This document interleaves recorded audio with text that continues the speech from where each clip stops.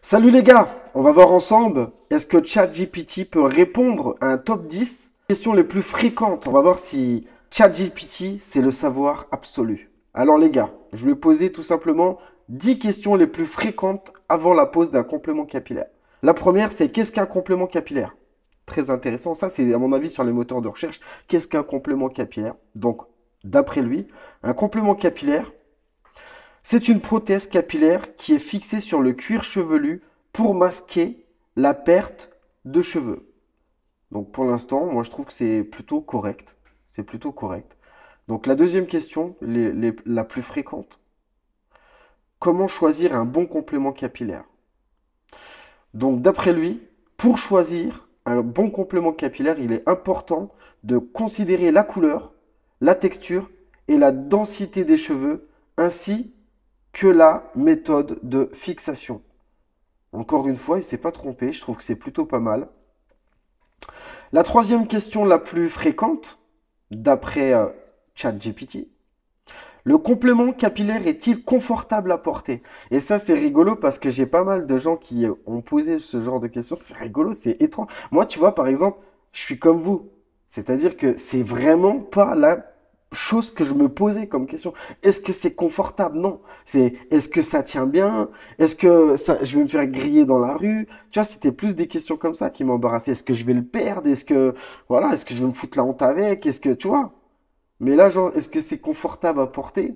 C'est pas du tout ce que je me suis dit, tu vois. Mais bref, d'après ChatGPT, est-ce que le complément capillaire est-il confortable à porter? Donc, d'après ChatGPT, oui.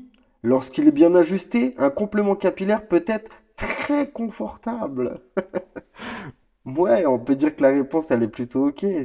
En fait, si tu veux, quand tu poses un complément capillaire au début, c'est étrange parce que c'est un corps étranger. C'est juste le temps que tu t'y habitues. Donc, tu as des personnes, ils vont mettre 1 heure, 10 minutes, 30 minutes, une semaine, 3 semaines. Non, peut-être pas si longtemps quand même. Mais moi, je dirais, allez, franchement, quelques jours. En quelques jours, tu t'habitues, maximum, hein, tu t'habitues à un complément capillaire. Et comme ils disent, s'il est bien fixé, si t'as pas fait ça à la barbare, à la charognard, si vraiment il est bien appliqué, il n'y a aucune raison que tu te sentes pas bien avec le complément capillaire. Et comme je dis toujours, au début, tu vas te sentir bizarre, mais après, tu auras l'impression que c'est tes cheveux, tout simplement. On continue, les gars. La quatrième question, c'est quelle est la durée de vie d'un complément capillaire? On me pose tout le temps cette question. Quelle est la durée de vie d'un complément capillaire? Donc, d'après ChatGPT, je vous donne la réponse de ChatGPT et après, je vous dis si je valide ou si j'ajuste la réponse. Quelle est la durée de vie d'un complément capillaire? Cela dépend de la qualité du produit et des soins apportés. Mais en général, un complément capillaire peut durer plusieurs mois à plusieurs années. Eh bien, je suis d'accord avec ChatGPT. C'est vrai qu'il est bon quand même. Il est bon ce ChatGPT qui m'a fait ça en quelques secondes, t'imagines? Donc je suis plutôt d'accord avec lui, ça va dépendre vraiment de ta durée de vie. Par exemple, moi j'ai des gens qui ont déjà abîmé le complément capillaire le plus fin. Tu vois, le 0,03 mm, c'est vraiment celui qui est le plus discret. J'aime plus dire indétectable parce que c'est faux. Pour moi, un complément capillaire, c'est pas indétectable, c'est discret. Tu vois, le mot, il est plus adapté, discret. Discret, ça veut dire que quand on n'est pas proche de toi, on ne le voit pas. Quand on te touche, on ne le voit pas. Mais si on veut prendre une loupe et on commence à te farfouiller dans les cheveux, on va le voir. Donc tu vois, indétectable, c'est fort. Indétectable, ça veut vraiment dire que même si on te touche dans les cheveux, on ne le voit pas. Et c'est faux. Faut pas mentir, faut doser, il suffit de doser. Oh, discret, ça veut dire presque indétectable, hein. Indétectable, si tu préfères, c'est pareil. Indétectable, faut creuser. Que veut dire le mot indétectable? À quel moment il n'est plus indétectable, tu vois? C'est sûr que si, admettons, tu te mets à 1 mètre d'une personne, tu vois, qui a un complément capillaire, il sera indétectable, effectivement. Mais moi, je te dis discret, j'aime bien dire discret parce que il y a aussi l'évolution du complément capillaire, il y a un travail que tu dois faire sur toi-même pour garder cette discrétion, tu vois, pour entretenir ce côté indétectable. Donc, tu as aussi du travail à faire. C'est pour ça que ne te dis pas j'achète un complément indétectable et ça y est, bim, ça y est, c'est torché, c'est plié, tu vois. Bref, je suis d'accord avec sa réponse. Un complément capillaire, Ça peut durer quelques mois, voire plusieurs années. Je suis d'accord. Et tout ça, ça va dépendre par rapport au complément capillaire que tu vas choisir aussi. Tu te doutes bien que plus il est fin, plus il sera indétectable, il sera discret, plus il sera fragile. Tu vois bien.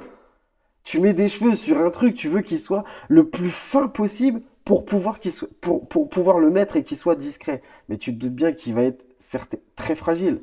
Surtout quand tu vas faire ton entretien, tu vas l'enlever, tu vas le nettoyer. Forcément, tu peux faire des déchirures au niveau de ton complément capillaire. Donc voilà, si tu es minutieux, les déchirures, tu en auras pas, tu feras attention. Et c'est quelqu'un qui est un peu plus brouillon, qui est un peu plus brut, tu vois, au niveau du mouvement de nettoyage, il peut l'abîmer. Donc en fait, la durée de vie, elle va jouer par rapport à ça. De toute façon, les gars, une durée de vie, ça veut dire quoi? Il y a trois choses à prendre en considération. Il y a la couleur qui va finir par s'estomper, mais ça, on peut la corriger avec une teinture, une coloration, en repigmentant. On peut trouver des solutions pour le repigmenter. Ça, si tu veux, c'est un critère qui fait que il y a des gens qui le jettent, qui veulent même pas faire de coloration, tu vois. Donc ça, c'est quelque chose que tu peux résoudre.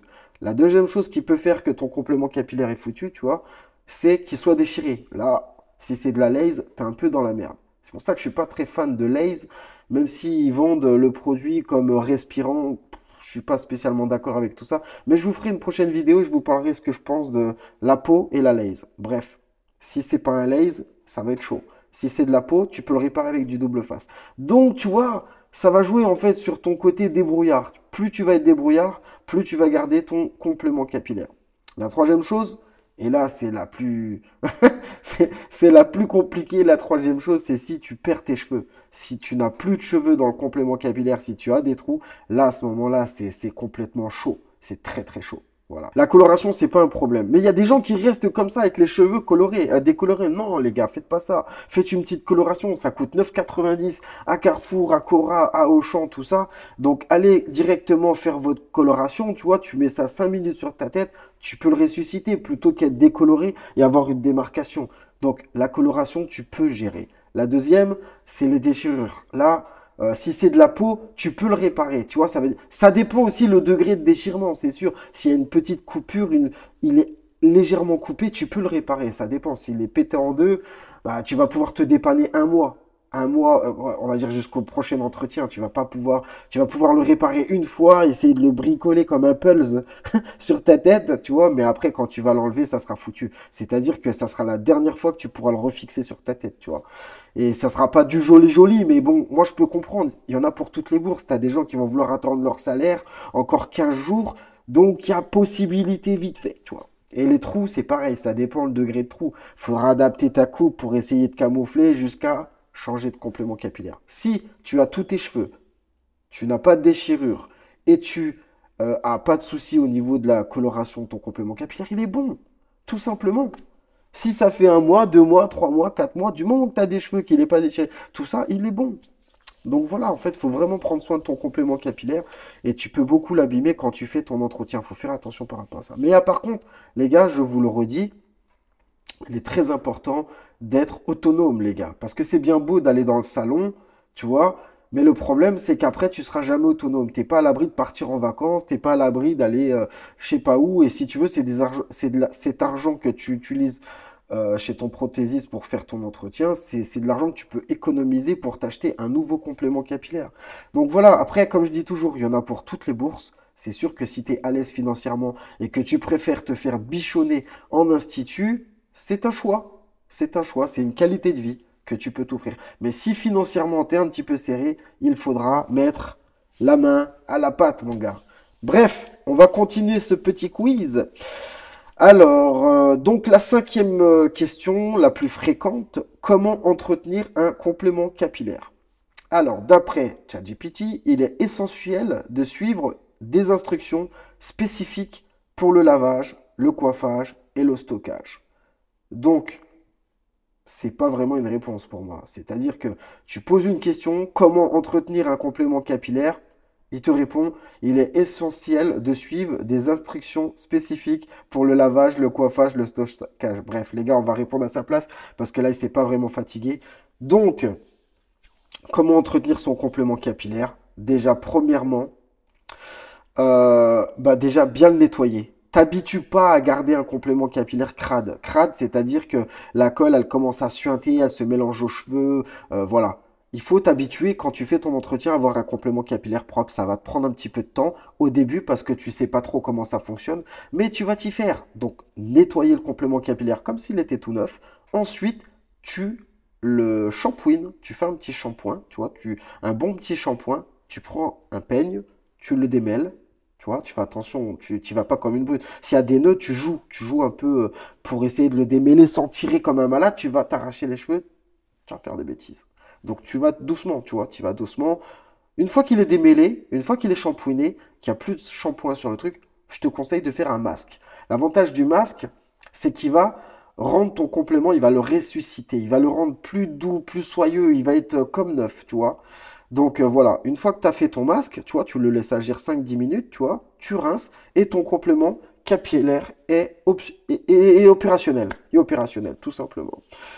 Donc voilà, ça c'était mon conseil. Donc numéro 6, est-ce que je peux teindre ou coiffer mon complément capillaire? Donc d'après ChatGPT, oui. Mais il est recommandé d'utiliser des produits adaptés et de consulter un professionnel. Donc ça, je dirais oui, parce qu'il peut y avoir beaucoup de massacres. Beaucoup de massacres quand tu sais pas faire. Par exemple, tu as des mecs qui ont les cheveux d'une couleur imbé, tu vois, genre noir naturel, tu vois, qui tournent un peu sur le châtain. C'est-à-dire, c'est pas un noir intense, tu vois.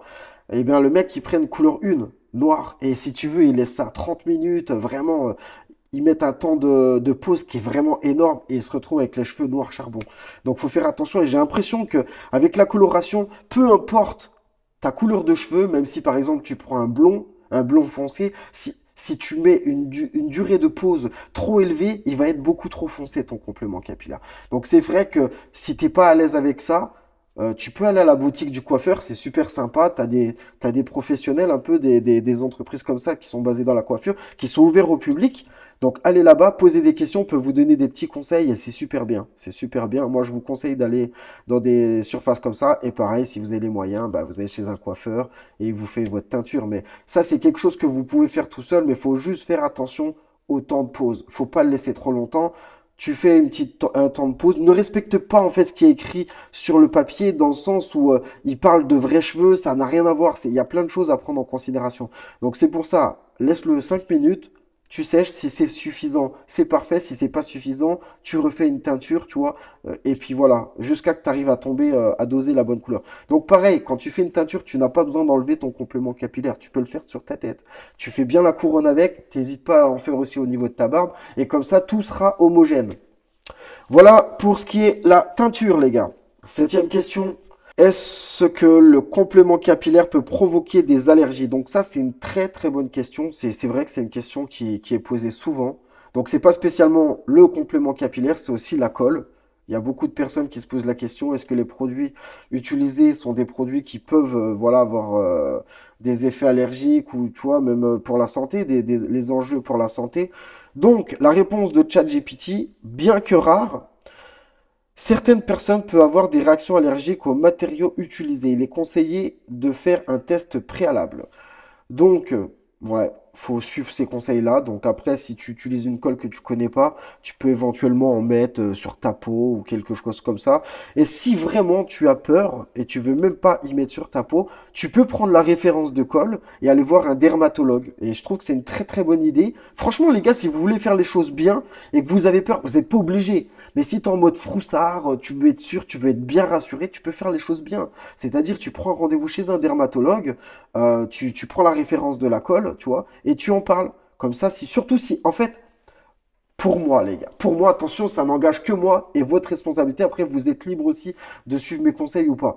Mais ce que je veux dire par là, pour moi, la grande majorité n'a pas de souci avec ça. Mais si, par exemple, tu as des problèmes au niveau du cuir chevelu, tu as fait des greffes capillaires qui sont mal cicatrisées, tu as des problèmes de peau, à ce moment-là, consulte un dermatologue pour qu'il t'ausculte, tu vois, qui regarde un petit peu si c'est possible pour toi. N'hésite pas à lui montrer les produits qu'on utilise pour que lui puisse faire un test sur toi. Et comme ça, tu as sa bénédiction, mon gars. Et comme ça, tu es tranquille, tu es serein, tu as été voir un médecin dermatologue et au moins, tu as le feu vert. Donc, c'est tout pour l'allergie. La 8e question. Quelle est la méthode de fixation la plus adaptée? Donc, D'après ChatGPT, les méthodes varient, adhésifs, clips, etc. Mais le problème, en fait, c'est quand tu vas pas en profondeur. Tu poses une question, etc. Ça veut dire quoi? Bref. Et le choix dépendra de l'usage de tes préférences personnelles. Donc voilà. Ce qui veut dire par là, c'est pas totalement faux. Faire un top de fixation pour que tu comprennes bien. 10, c'est extrême. Il est fixé à ta tête, il ne bouge pas. 0, c'est genre le truc, on met un coup de vent, il s'envole. Voilà. Donc la colle, pour moi, c'est numéro 10. C'est le top du top. L'adhésif, pour moi, c'est numéro 5. Tu vois? 5 sur 10. Tu vois? Et l'éclipse, pour moi, c'est 2 sur 10. C'est vraiment le clips, il tient vraiment, c'est une petite pince qu'on accroche à ta couronne. Ça tient vite fait, mais il faut pas chahuter, il faut pas enlever ton pull. C'est quelque chose qui est vraiment. Mais il y en a pour tous les goûts. T'as des gens qui veulent à clips pour aller chercher une baguette de pain, ça suffit pour pas sortir chauve. T'en as d'autres qui veulent faire du sport et tout. En gros, faut en parler à ton professionnel. Tu vois, avec ton professionnel, quelle est la meilleure méthode, tes envies, et il adaptera ça par rapport à toi. Donc les gars, avant-dernière question. Puis-je porter un complément capillaire en faisant du sport? Donc la réponse, bien évidemment, est oui. De nombreux compléments capillaires sont conçus pour rester en place, même pendant l'activité physique. Donc il mélange un peu tout, hein. C'est pas spécialement des compléments capillaires. C'est surtout, je pense, au niveau du mode de fixation que tu vas utiliser. Si tu es sportif, il faut utiliser des cols waterproof. Tu vois, c'est des cols qui résistent à l'eau, tu vois, à la transpiration. Donc ça, c'est super important. Donc moi, ce que je te conseille, c'est ça. T'as des gens peut-être qui prennent de l'adhésif, ça va dépendre, hein. Mais une colle waterproof, si tu veux faire du sport, on en a sur notre site, lechoussinstitut.fr. Un big format, c'est pas de problème avec ça. Elle se transforme en gel au contact de l'eau et de la transpiration. Donc si tu utilises les bonnes méthodes de fixation, tu n'auras pas de problème pendant tes séances de sport. La dernière question, les gars, je sais, c'est triste, on arrive à la fin. Quels sont les coûts associés à un complément capillaire? Et ça, c'est vrai que c'est une question qui se pose à chaque fois. Donc, les gars, arrêtez, s'il vous plaît, de penser combien ça me coûte à l'année, et à l'année ci, à l'année ça. Les gars, ça va dépendre de toi, en fait. Tu prends un complément capillaire, tu fais attention, dès que tu as besoin de colle, t'en rachètes. Il n'y a pas faut sortir de ce cadre, combien ça va me coûter à l'année, parce que c'est des fourchettes, ça veut tout dire, ça veut rien dire. Ça dépend combien de compléments capillaires que tu vas mettre. Si tu prends un robuste, tu peux peut-être le garder un an, acheter un tube de colle. Les tubes de colle, ça va dépendre combien tu vas en mettre, combien de fois tu vas l'enlever. C'est trop. Ça veut tout dire et rien dire à la fois. La réponse de ChatGPT, les prix varient largement en fonction de la qualité, de la marque et des services d'installation. Il est donc utile de faire des recherches et de comparer. Donc, tu as vu lui-même, c'est trop compliqué. Il y a trop de trucs à prendre en considération par ça. Mais par rapport à ce que je peux te dire, moi, ce que je te conseille, on va conclure par rapport à ce que je vais vous dire, les gars. Ce que je te conseille, d'aller voir un professionnel au début, c'est très important. Sur un vrai professionnel. Un vrai professionnel, qu'est-ce que j'entends par vrai professionnel? C'est un prothésiste capillaire qui fait que des chauves. C'est super important. Pourquoi? Parce qu'il aura ce diagnostic, il aura ce trafic humain qui fait que il sera bon. Il aura aussi des stocks. Tu vois, c'est important d'avoir du stock. Un professionnel qui n'a pas de stock, pour moi, c'est pas un professionnel. C'est pas normal en fait de venir et de pas avoir de choix. Tu dois avoir du choix, tu dois avoir la couleur, tu dois pouvoir proposer plusieurs modèles à ton client. Et si t'as pas de stock, c'est pas normal. Tu dois avoir tout le matériel nécessaire. Tu vas au restaurant, tu vas pas commander une pizza et puis revenir 2 semaines le temps qu'il a acheté les olives, la tomate, le machin, tout. C'est n'importe quoi. Tu vas au resto, tu t'assois, tu manges. Là, tu vas chez un prothésiste, tu prends rendez-vous, tac, tu t'installes. Aujourd'hui, t'as des gens, ils me posent la question. Mais si je viens, il y a un diagnostic, il y a ci, il y a ça, ou est-ce que genre je repars avec mon complément capillaire, bien entendu. Tu prends rendez-vous, tac, le jour même, tu repars avec ton complément capillaire. Donc, pour moi, il y a un truc à ne pas négliger, c'est la première prestation. Il faut aller chez un professionnel. Il va t'expliquer comment mettre ton complément capillaire. Tu vas voir bien avec lui la couleur. Tu vas pouvoir voir plusieurs modèles. Ça va t'éviter de commander une pièce et d'être obligé d'avoir cette pièce. Parce que même si ça va pas matcher, bah tu vas dire bah c'est mieux que rien, c'est pas grave, et puis ça peut te dégoûter. Donc c'est super important au début d'avoir un encadrement professionnel, tu vois, pour que tu sois apaisé. Et après tu te débrouilleras comme un grand, tu feras des économies par la suite parce que tu vas te débrouiller tout seul, tu vas prendre confiance, tu vas connaître le complément capillaire qui est idéal pour toi. Et voilà, les gars, on arrive à la fin de la vidéo. J'espère que cette vidéo vous a plu. N'hésitez pas à vous abonner, à partager, à la mettre en favori. Les gars, si vous avez besoin d'un complément capillaire, contactez-moi sur WhatsApp, uniquement sur WhatsApp, par message. Je vous répondrai, on prend rendez-vous. Si vous avez besoin d'en acheter un, vous pouvez aussi me poser des questions sur WhatsApp. Je vous conseillerai. Et voilà, je vous conseillerai sans problème. Si vous avez besoin de faire une masterclass, vous voulez faire une masterclass pour apprendre ce métier, je suis un des meilleurs formateurs, les gars. Je suis un des meilleurs formateurs francophones, les gars. C'est du one-shot, c'est du 1 vis 1. C'est-à-dire que tu vas venir et si tu veux, tu vas t'entraîner toute la journée avec des vrais modèles. C'est pas des gugus. Tu vas pas faire ça sur des gugus modulables. Tu vas faire ça sur des vrais humains. Tu vois, des clients. Je vais même mélanger des clients pour que tu vois un client qui paye. Il va pas vouloir blaguer pour que tu aies un petit peu de pression au fond de toi. C'est super important parce que cette pression, c'est ce que tu vas ressentir quand tu seras tout seul dans ton institut. Donc, c'est super important. Bref, les gars, sur ce, have a good day. Je vous souhaite une très belle journée, très belle soirée et vous dis à bientôt pour de nouvelles vidéos. Ciao. You must increase the hunger level, the desperation level, and you must get more focused.